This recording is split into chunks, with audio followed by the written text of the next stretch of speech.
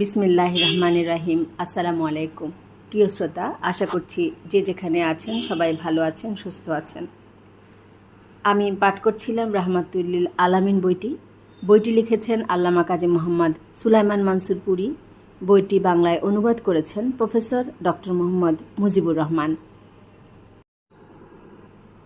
আমি আজকে ৫৯তম পর্বটি পাঠ করতে যাচ্ছি। এটি অত্যন্ত একটি গুরুত্বপূর্ণ পর্ব, কিবলা পরিবর্তন।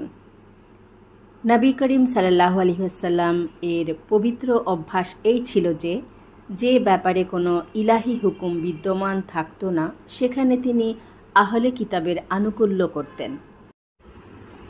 সালাত নবুয়তের শুরুতেই ফরজ হয়েছিল, কিন্তু কিবলা সম্পর্কে কোনো হুকুম নাজিল হয়নি। এজন্যে মক্কায় ১৩ বছরের অবস্থানকালে নবী সাল্লাল্লাহু আলাইহি ওয়াসাল্লাম বাইতুল মুকাদ্দাস